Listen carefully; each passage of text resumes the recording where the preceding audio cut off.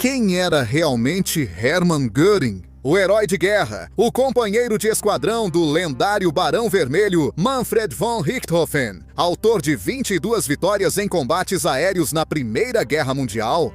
Ou o Marechal do Reich, orgulhoso, arrogante, vestido com seu uniforme chamativo e vistoso? Era o amigo dos aristocratas, o homem que soube, com sua influência, introduzir o jovem Adolf Hitler nos círculos influentes da Munique do pós-guerra? Ou era, ao contrário, o indivíduo dependente de morfina devido a um ferimento sofrido durante o golpe fracassado, também em Munique, aquele da Burger Bray Keller?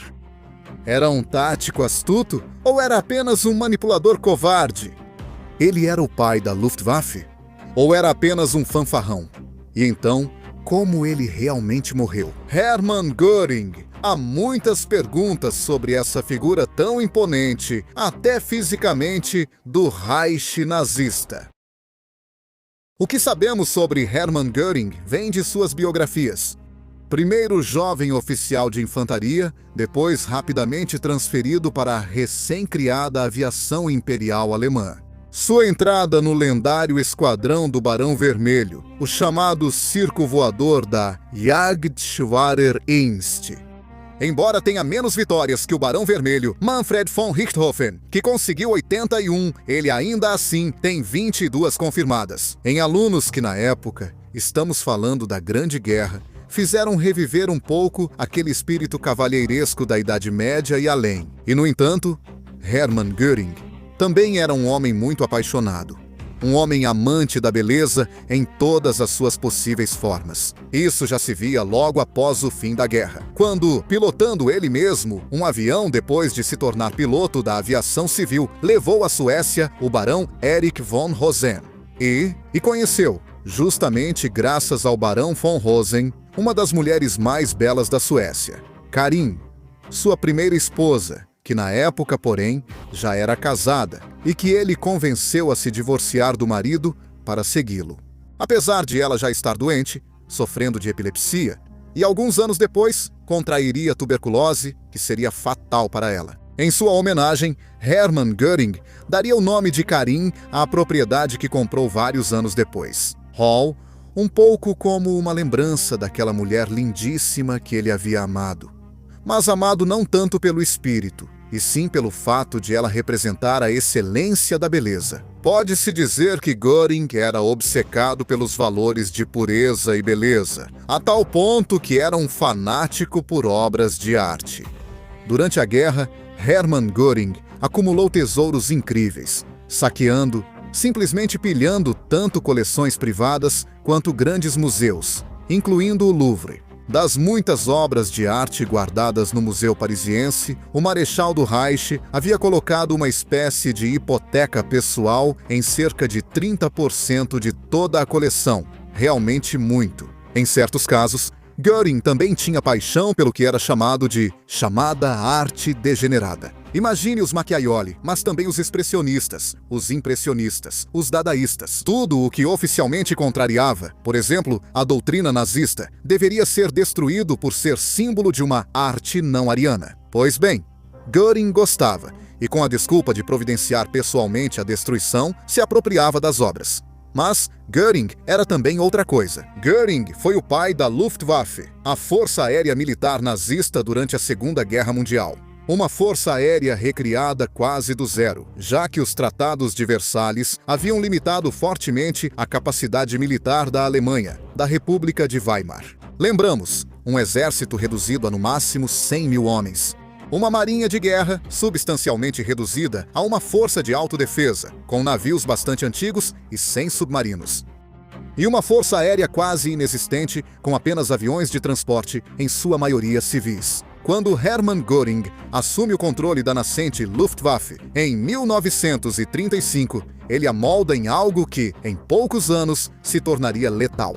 Algo nunca visto antes. Uma arma capaz de agir tanto de forma independente quanto em simbiose com o exército, no que seria chamado de Blitzkrieg. de acordo com as teorias já defendidas pelo general von Seeckt muitos anos antes. E por isso, eu convido vocês a reverem nosso vídeo dedicado justamente à figura de Hans von Seeckt. Mas Göring também era um político muito astuto. É preciso dizer, quando, no início dos anos 20, ele se aproxima de posições fortemente nacionalistas, ele mesmo já está bem inserido na alta sociedade de Munique, da Baviera, a apresentar um jovem Adolf Hitler, que na época era pouco mais do que um vagabundo. Aquele cabo de origem austríaca, que havia se alistado em um regimento da Baviera, tinha lutado em Ypres e no Somme. Tinha sido ferido 2 vezes, a segunda nos olhos, por uma irritação causada por gás, e que tinha se tornado um informante da polícia. É Göring quem vai apresentar Hitler aos salões da alta sociedade, aos salões que realmente importam, onde, aliás, Hitler encontra terreno fértil, estimular o medo do retorno dos vermelhos, daqueles comunistas que tinham tentado instaurar uma república soviética na Baviera, conseguindo dinheiro suficiente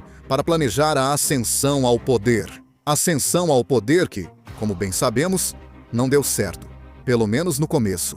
Com o putsch da Burger-Breukeler, que foi sufocado em menos de 24 horas, Göring conseguiu fugir da repressão que se seguiu. Ele não acabou na prisão como Hitler, ou como Hess, e não teve clemência imediata do tribunal, diferente, por exemplo, de Ludendorff e de Hörl.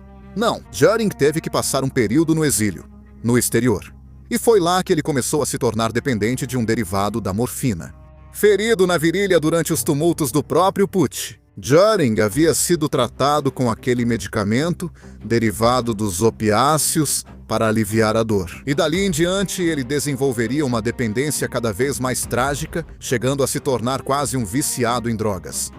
De volta à Alemanha, graças a uma anistia, ele inicialmente se tornou uma espécie de braço direito de Ernst Röhm, ou até mesmo alguém em pé de igualdade com ele, gerenciando as SA, as Sturmabteilung, as seções de assalto, a base do partido nazista. Aqueles homens de camisa marrom que espalhavam o terror nas cidades, buscando o confronto, até armado com qualquer outra facção política, para depois partir para o ataque. As sinagogas, igrejas, centros sindicais, sedes dos sindicatos e muito mais. Mas em 1931 aconteceu algo diferente. Com uma manobra quase inesperada, o velho presidente Paul von Hindenburg concedeu a Hermann Göring, talvez por influência de círculos conservadores, o posto de general de infantaria. E, deixando de lado o uniforme marrom das SA, Göring vestiu o novo uniforme, afastando-se imediatamente de Röhm, a ponto de se tornar um dos organizadores, poucos anos depois, da chamada Noite das Facas Longas.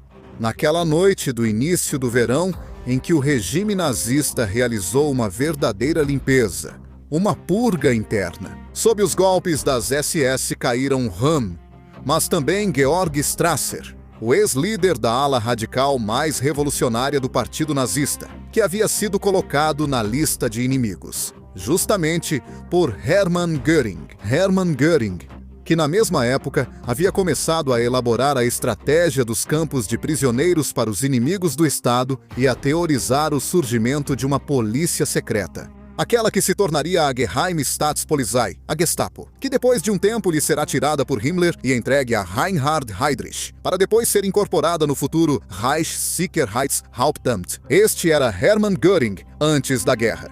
Mas durante a guerra, quem ele foi? Ele foi o Marechal do Reich, um título atual, atribuído a ele durante o conflito, quase se tornando, após Hitler, que era o primeiro soldado do Reich, o principal oficial e comandante de mais alta patente do Reich, embora, analisando bem, isso não seja totalmente exato. Göring nunca comandou nada nem ninguém, nem mesmo sua Luftwaffe, apesar de ter muito orgulho dela. Talvez até demais, a ponto de proclamar várias vezes que nenhum avião inimigo jamais ousaria sobrevoar os céus da Alemanha ou bombardear o Ruhr. Promessas que não foram cumpridas. Assim como seriam descumpridas as garantias oferecidas por Göring de uma cobertura aérea pela Luftwaffe durante a Operação Overlord, ou seja, o desembarque na Normandia. Aquela cobertura aérea que seria necessária para tentar repelir aquele enorme assalto anfíbio nunca aconteceu. E também por esse motivo, os aliados conseguiram desembarcar sem muitos problemas, exceto em algumas áreas da Normandia, e a partir daí estabeleceram uma poderosa cabeça de ponte para retomar a Europa. Göring, portanto, era militar sim, mas não era levado totalmente a sério. Aliás, já na metade do conflito, a influência militar de Göring havia desaparecido. Ele tinha se tornado mais um organizador. Ele tinha se tornado o chefe do escritório do Plano Quadrienal, um plano de rearmamento contínuo da Alemanha e de desenvolvimento econômico agressivo, além de novas tecnologias cada vez mais avançadas. Ele também tinha se tornado, pelo menos inicialmente, o organizador de uma espécie de migração judaica, forçada para transformar a Alemanha em uma terra sem judeus, inicialmente pensando em transferi-los para outro lugar. Ele também foi o homem, Göring, que assinou a primeira ordem para a definição do chamado problema da raça judaica. A famosa solução final. Devia-se a Göring a ordem dada a Reinhard Heydrich para convocar, em janeiro de 1942, uma reunião em uma mansão em Wannsee, em um bairro da zona oeste de Berlim, que mudaria a história. Mas isso já foi dito. Enquanto isso, Göring foi deixado de lado. E não apenas isso, mesmo tendo sido nomeado em 1941 como o primeiro na linha de sucessão do Führer, atrás de Adolf Hitler e à frente de Hess, que pouco depois fugiria com uma manobra bastante enigmática para a Escócia. Pois bem, Göring havia se tornado quase um pária dentro do regime. E não só porque seus vícios estavam cada vez mais evidentes. Em certo momento, ele chegou a pesar 140 quilos, algo anormal para uma pessoa de altura relativamente normal, na média. E não só isso. Ele continuava a fazer uso de entorpecentes e bebidas alcoólicas. Ele se comportava quase como um imperador romano, com as togas, as túnicas, as unhas pintadas de vermelho, a cítara para tocar, como se sentisse um Nero moderno. Aos visitantes de sua propriedade rural, Karin Hall, ele elogiava os clássicos latinos. Elogiava o Império Romano. Ele dizia que o Reich milenar seria um novo Império Romano. Mostrava suas coleções de arte, aquelas coleções que, como dissemos, eram fruto de saques por toda a Europa. Ele também havia se tornado um elemento muito incômodo para alguém. Esse alguém era Martin Bormann, secretário do partido. Uma espécie de monstro de duas cabeças. Göring e Bormann, um contra o outro. Bormann que sussurrava no ouvido de Hitler, e Göring que gritava por causa de tudo isso. Um confronto que teria terminado em abril de 1945. Um mês especial, um mês decisivo, porque com a guerra já perdida, Hitler havia decidido ficar em Berlim, basicamente para morrer. Já falamos sobre isso em outro vídeo. E enquanto Göring não queria ficar em Berlim, Bormann permaneceu com o chefe. Göring não. Ele havia se retirado para Berchtesgaden, a propriedade nas montanhas que Hitler tanto gostava, exceto pelo Ninho da Águia. Aquela que ele não gostava de frequentar, pois sofria de diverticulite. No Berghof, Göring havia optado pelo cartada final, para tomar o controle do Reich. Ele não se iludiu e percebeu que Hitler decidiu ficar. As SS em Berchtesgaden o deixaram praticamente livre, pois já não tinham mais ordens. Hitler está morto, Goebbels se suicidou. Göring é inútil. Göring, naquele momento, toma outra decisão, a de se render aos americanos. Ele sabe que os soviéticos não teriam piedade. Talvez com os americanos pudesse haver um diálogo, principalmente porque, assim como já aconteceu com outros altos membros do regime, por exemplo Himmler, Göring está convencido de que pode negociar uma paz, ou pelo menos vender o que sabe aos americanos, talvez até apostando em uma suposta benevolência em relação aos judeus. Graças também aos bons ofícios do irmão, que nunca foi nazista, e sim se empenhou para salvar vários judeus dos campos de concentração e das câmaras de gás.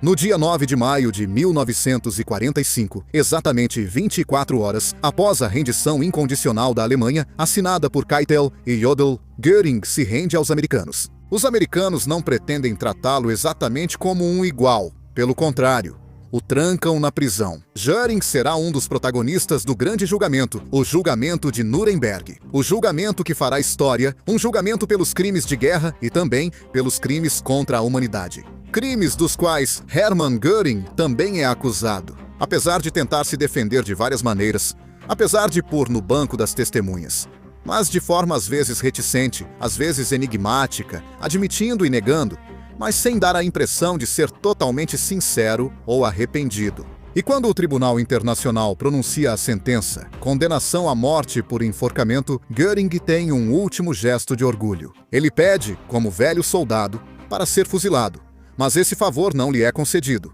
Ele também deverá ser enforcado. E então, como ele reage? Suicidando-se, com uma cápsula de cianeto, uma cápsula sobre a qual surgirão muitos mistérios, muitas conjecturas. Há quem diga que a cápsula lhe foi fornecida por um de seus carcereiros, um oficial americano com quem Göring havia feito uma pequena amizade na prisão. Há quem diga, quase como uma hipótese romântica, que a cápsula lhe foi passada, com um beijo, por sua segunda esposa ou por uma de suas amantes, durante uma espécie de visita conjugal compartilhada. A hipótese mais aceita é que aquela cápsula fazia parte de um lote de 3 cápsulas com as quais Göring viajava constantemente. Talvez fosse a cápsula que Göring carregava sob a gola do casaco e que conseguiu esconder durante uma revista pessoal. Ou talvez fosse a cápsula que ele guardava em um potinho de creme para a pele. Ele tão vaidoso.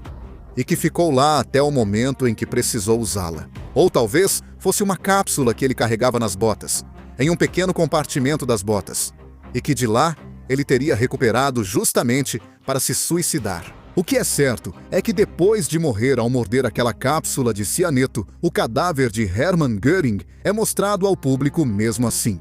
Ele aparece após todas as execuções por enforcamento, sendo a última a de Arthur Schlesinger. Por que ele é mostrado? Para evitar especulações, para evitar que surjam lendas negras, lendas sobre supostas fugas ou salvamentos, ou salvo-condutos. Não, Hermann Göring, o corpulento, gordo, viciado em heroína, amante da arte, ex-marechal do Reich, está morto. Ele morreu há 76 anos, e dele se guarda uma lembrança um pouco estranha. Uma lembrança do homem que havia revolucionado a aviação, mas que ao mesmo tempo havia saqueado a arte da Europa. Do homem que amava o belo, mas que engordou tanto a ponto de ser quase impossível de conter por qualquer uniforme. Pois é, na Berlim do final dos anos 30 circulava uma piada sobre Hermann Göring. Dizia-se que Hitler, ao final da noite das facas longas, ficou surpreso ao descobrir que Ernst Einstein era homossexual. E então diziam, imagina a cara do Führer quando perceber que Himmler é míope, que Hess é burro, que Goebbels manca e que no fundo Hermann Göring é só um gordo esperto.